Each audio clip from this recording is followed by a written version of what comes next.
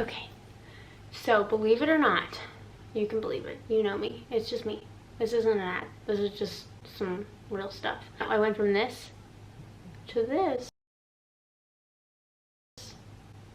back to this. Whoa. So this is my hair now. Can you see it? I don't know. I can never tell if it's in focus. But we're gonna clip up our hair. It's a little frizzy, it's still drying. I'm just going to not touch it. Let's get into the tea. My hair recovery. Wow, what a blessing to be able to have this story to share. I'm not saying in any way that I think these tips can change the natural thickness of your hair if you genetically have finer hair. Like, think back to when you were a child and carefree and you weren't stressed. What was your hair like? You know, ask your parents or your friends how your hair really felt. And I think that definitely plays a big role into what your hair might be able to recover back to. But if your hair's always been fine and you just all of a sudden want like a giant fro, I don't know if these things are going to help you in that. But for me, my history, let's get into that. When I was a little girl, I had decently thick hair. I mean, it's not really like coarse thick, but I had a lot of it, and even had more compared to some of my other siblings. Maintained that all the way up and through the diagnosis of my diabetes. I did lose a little bit of hair, but it was never something I was worried about because I was 14 and just didn't really care or even notice. But when we look back at photos, you can see that there was some hair loss happening, and that's just really deterioration of your body when you get diagnosed for some people. So I did lose the hair then, but I gained it all back. And then in high school is where maybe I'll insert some pictures here to just show you. I just used to flat iron it like every time I washed it. There were times that I did enjoy scrunching my hair to get bigger hair. I definitely loved big hair and still do. You can see back then, because I was using hot tools on it, it definitely had a great shine and just kind of that healthy hair look that hot tools give us. But you know, in return, they're really just damaging our hair, which is why I personally don't use them anymore. And my hair is kind of frizzy, not really like always the most beautiful. I don't have that many great hair days because I'm not styling it, so it's just kind of like luck of the wash.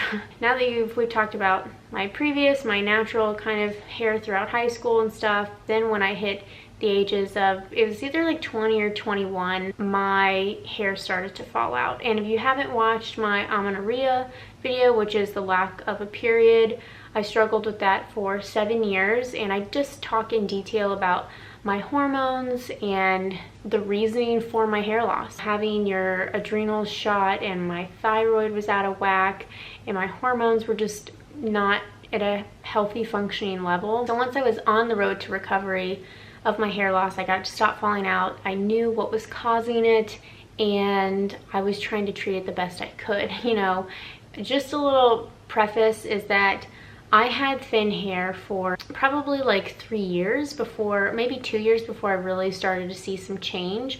And the video I'm about to show you is, I had been through my wedding, and this video is just me showing you what my hair looks like. Put it together. I mean, I think what I noticed the most is that my hair's thicker up here, but like down here, I don't know if you can tell, but it's still pretty thin. You can almost kind of tell where it is really thin. So like from here, you know what I mean? It's got pretty good growth up here. It looks kind of thick, I guess. But I have like really good regrowth there, lots of baby hairs, so that means something, right? Maybe just chop my hair here. A lot of people didn't realize that I had such thin hair, and that's because I had mastered the art of updos, and I wore them all the time. So now that you've seen that, I really should have cut it before my wedding even, but I didn't want to because I had this image in my head of beautiful long thick hair and a certain hairstyle that I wanted to wear, and if I had short hair, clipping and extensions would not be easy. No shame in the fact that I got extensions for my wedding and even wore them A few times every once in a while, like maybe on a date night, I would wear them after the wedding, but that clip you saw was about 6 months after my wedding. With that, it was depressing to look at my hair, and especially I would get time warp and stuck in the past of looking at old pictures of my hair. Just could see how much hair I lost, you know. It was just so depressing. But now the next video I want to show you is about a week after that video. Believe it or not, I went to a salon. They cut my hair, you know, again, because they're using heat tools, it looks so shiny and healthy, and it's pretty impressive that change that it made. So let me show you that. I chopped all my hair off. Why I cut all my hair off? So it took me a really long time to realize that I needed to chop it all off, but I think I needed that time to understand and appreciate cutting it off. Every time I looked in the mirror, it's an emotional thing for me, so seeing my hair, you know, I was like obsessing over it. It was ridiculous because it was just a reminder of what it wasn't, if that makes sense. Like I wanted it to be long and full again, and you know, it wasn't. I already wasn't putting heat on it. I never would blow dry it. It had been 2 years, and like, sure, it was getting longer, but it was still so stringy, and it looked so bad. And if I ever wore it out, it was up because I was hiding it. And I just kind of also had this moment of like, you know, like, what am I waiting for? Because it's not gonna go back. So it was just me like really letting go. I mean, it looks healthy. Looks the healthiest it's looked in a long time. And I know for some people will be like, it's just hair, but it's, you know, if you're watching this, you know it's not just hair. Like, yes, that's how we should look at it. It's just hair, but unfortunately at that time I definitely didn't see it that way. So anyways, 2 years since I cut my hair, so let me just show you the length. Again, still wet, but you know, it's like 2 years. And I have gotten a haircut since then, but so let's get into my maintenance / healing tips, all the protocols that took place before we get into the hair tips. There is no one product, there is no one serum, there's no one shampoo, pill, treatment that you can get done that's going to instantaneously make your hair come back. And granted, yes, multiple things together can bring your hair back, but just be mindful that it takes time and you're going to need patience. And I feel like any ad we want to believe that says, oh my gosh, my hair grew back in like a month, it's not true. First tip I have is discover the cause. And that is discover the cause of why your hair is falling out, whether it's your adrenals, whether it's your thyroid. And sometimes these kind of answers are a little scary, you know, people having to confront issues through blood tests. I get it. I put it off for way too long, and I wish I wouldn't have. Go to the doctor, get your blood work done, find the root cause of why your hair is falling out. Blood tests are great. They can show us a lot, and it can really set you off in the right direction of maybe deficiencies that you have. You know, there's just so many things you can learn. Your hair has a lot to do with what's going on the inside, right? So same with our skin. But the second one is to consider a cut. Oh my gosh, I wish I would have gotten it done like 6 months earlier. While you're starting your journey, you know, it feels really good to let go of old energy and the dead ends of the reminders of maybe past time that was painful or emotionally traumatic. I know that's kind of what it was for me, and once I cut it, I seriously felt so much better. The third tip I have is stay in reality. We love social media, we love edited pictures. Luckily with social media, a lot of transparency has happened, so we know that celebrities are wearing wigs and they're wearing hair extensions, and it's becoming more normal to add those things into our lives. But just remember, when you're looking at pictures and dreaming about having some other girl's hair, it may not be her real hair. You know, for people looking back at my wedding pictures, they might not know that I had extensions in, and they would just see this big beautiful braid and go, wow, I wish I had hair like that, when in reality that wasn't even all my hair. A lot of it was extension clip-ins. So just keep that in mind when you're going through and fantasizing about other girls' hair. So I need a little balm. Okay, the fourth tip that I have are supplements, and we'll get into a little bit of detail, but of course, consult your health practitioner or doctor before adding any supplements into your diet. The first one is nettle leaf tea. A great tea that is, I'm pretty sure, caffeine free. You can drink it anytime throughout the day. It's definitely got an earthy taste to it, but it's full of vitamins like iron, magnesium, silica, and more. The way that it works, as most iron, supplements do, is that iron helps blood circulation in the body, and by having proper circulation, you're going to get a larger supply of nutrients at the scalp and oxygen to the scalp and roots of your hair so that your hair can grow healthy, and it just promotes hair growth really, and for that matter, healthy, thicker hair. The second supplement that I like to take is ashwagandha.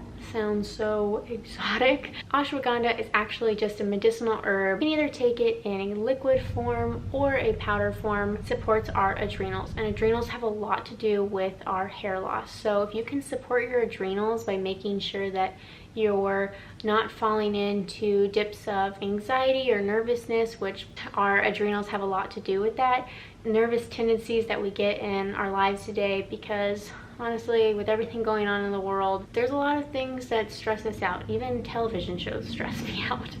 Adding in supplements that support your adrenals or just snacking more often can really help reduce stress, anxiety, and reduce our cortisol levels. Other foods that I'll talk about that aren't necessarily over-the-counter supplements that you can get at your health food store. Next one that we can talk about is silica. Silica is something else that we want to include in our diets. The way that I like to get my silica is through leafy greens, making sure that I include lots of spinach and kale. All of those into my diet on a regular basis can definitely help promote healthy hair. Include things like omega-3s, which are found in hemp seeds. You can also look to other healthy fats like walnuts and pumpkin seeds. On the fruit side of things, I love to include lots of fruit into my diet because it gives us the vitamin C we need, and by having enough vitamin C, the body is actually able to produce its own collagen. Just getting enough beta carotene, and beta carotene can be found in things that have vitamin A like sweet potatoes and carrots. So these are things that I like to include. And then one protein source that I love for supporting my hair, and each time I eat it I just think about it, is lentils. And I actually have a blog post all about this, about how lentils are for luscious locks, and I will link that down in the description box and you can read more about it there. Now let's talk about hair care, which is really important when we're caring for our hair. Things that are great for our hair care, starting off, are scalp massages. Scalp massages are just great for supporting healthy hair growth. Another thing that comes along with that is just brushing your hair. There are a few different brushes that I like to use. A wet brush or tangle teaser. Those are very gentle brushes, and I also like to include another brush that I'll show in a clip here. Either brush my hair upside down. Of course, we start at the ends and work our way up, but by taking the oils that are naturally produced by our scalp and pulling them down to the ends can help with breakage and oil distribution, which is just important for getting that shine and just maintaining the older hair down at the bottom of our heads. Because our scalps are important, we all know that the ends of our hair are important as well. So either doing some kind of gentle mask on our ends once a week, just being kind to our hair, avoiding heat at all costs, things that aren't going to either cause breakage or split ends can be really important. I love to do oil treatments, and by oil treatments, I guess I should clarify, I just like to put a little bit of oil into my hair. I make a little blend myself by combining high quality essential oil like rosemary and blend it with a little bit of jojoba oil, which I used to say jojoba. Anybody else do that? Combine them together and use those on the ends of my hair. I'll also take my rosemary and sometimes add it to my shampoo. I've done that throughout all the years, and just a couple drops is all you need, and I'll blend that in. It's really refreshing and stimulating for our scalp. But make sure that if you are going to be putting it directly on your scalp, like into your shampoo, that you're using a high quality rosemary oil, because that can cause some irritation if you're using something that maybe isn't truly authentic. And just side note, so those are all my hair tips. Just brushing, scalp massaging, be gentle, avoid heat, adding oil treatments to the end of your hair, trying through the growing out process, just being mindful not to be harsh on our hair, be gentle, treat it like it's an expensive fabric, you know, just being really nice to it because you do love it and you want to come back. So this is my hair now. Can you see it? I don't know. I can never tell if it's in focus. But we're gonna clip up our hair, toss it up, get it out of the way. Let's forget about hair for a second. I really do hope that this helps at least one other girl or guy out there who's feeling discouraged about their hair, because I've been there and I shed so many tears over my hair. And, you know, there's not too much that you can say in the moment of it, but just know that you can heal, okay? I know where you've been. It has been a long journey for me, but I've been patient, I've been consistent, and throughout all of this, I've just learned that the best thing is probably those two words, is patience and consistency, making sure that you're getting enough calories of the right nutrient-dense foods. Those are really what's going to make a difference in the long term. And be gentle to the way that you speak to yourself, and be gentle the way you speak to others, because at the end of the day, people really remember how we make them feel and our personalities, and let that be the driving force of your confidence. So I hope the tips that I've shared today on the things that I've done and the practices I've done and to get my hair back and maintain the hair that I have now, I hope can be a source of encouragement or inspiration to you that you can heal, it is possible, and that's it. He needs a cameo. He's been sleeping over there this whole time.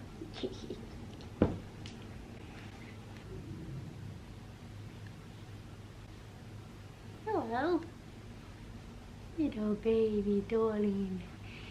So sleepy. Having fun with YouTube, so let me know if you think, you know, I should keep going. Just hit that little subscribe button. Also, you can check me out on Instagram at IamCharlotteFaith, or come over to my blog, which is fashionfaithfood.com. Other than that, have a great day. Say bye-bye, Sterling. Bye.